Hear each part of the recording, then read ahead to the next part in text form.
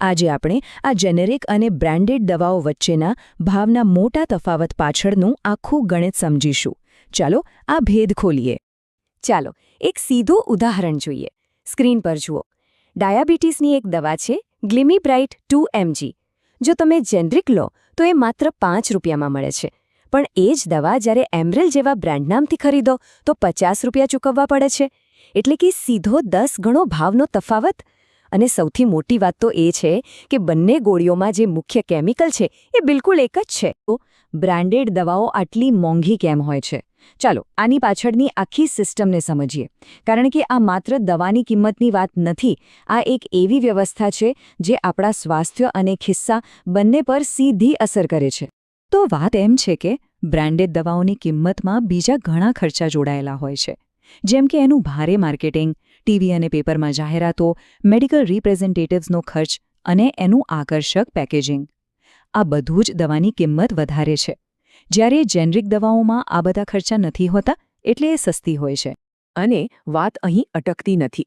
Pharma કંપનીઓ ડોક્ટરોને પોતાની branded દવાઓ લખવા માટે પ્રોત્સાહિત કરે છે. એ માટે તેમને મફત સેમ્પલ, મોંઘી ગિફ્ટ્સ અને ક્યારેક તો વિદેશ પ્રવાસ જેવી લાલચો પણ આપવામાં આવે છે.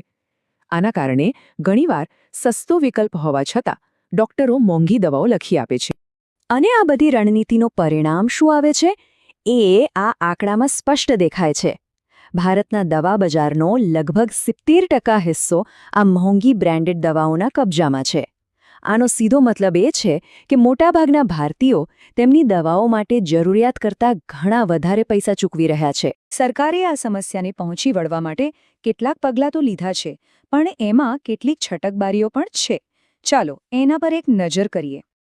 સરકારે સમયે સમયે પગલાં લીધા છે. જેમ કે 2000ના દાયકાની શરૂઆતમાં NPPA દ્વારા 930 જેટલી જરૂરી દવાઓના ભાવ નક્કી કરી દેવાયા. ડોક્ટરો માટે જેનેરિક નામથી જ દવા લખવાનો નિયમ પણ આવ્યો. જો કે તેનો અમલ બહુ સારી રીતે થયો નહીં. અને લોકોને સસ્તી દવાઓ આપવા માટે જન ઔષધિ કેન્દ્રો પણ શરૂ કરવામાં આવ્યા. પણ જ્યાં નિયમ હોય ત્યાં છટકબારી શોધનારા પણ હોય છે. ફાર્મા કંપનીઓએ એક રસ્તો શોધી કાઢ્યો. તેઓ દવાની ફોર્મ્યુલામાં થોડો એવો ફેરફાર કરે છે જેથી તે સરકારી ભાવ નિયંત્રણમાંથી બહાર નીકળી જાય.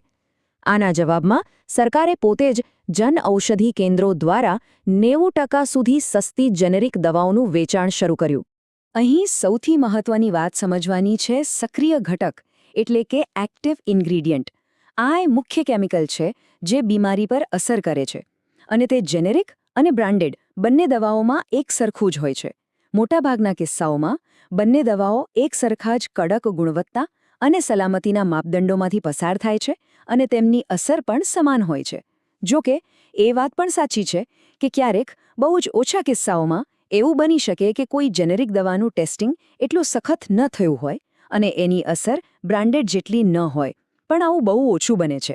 સામાન્ય રીતે બંને એક સમાન જ અસરકારક હોય છે. તો વાતનો સાર એટલો જ છે કે હવેથી આપણે માત્ર એક ગ્રાહક બનીને નહીં પણ એક જાણકાર અને સશક્ત દર્દી બનીને રહેવાનું છે.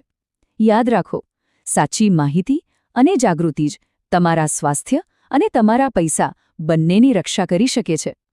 આ માહિતીને તમારા મિત્રો અને પરિવાર સાથે જરૂર શેર કરો, કારણ કે યોગ્ય દવા યોગ્ય કિંમતે મેળવવી એ દરેકનો અધિકાર છે.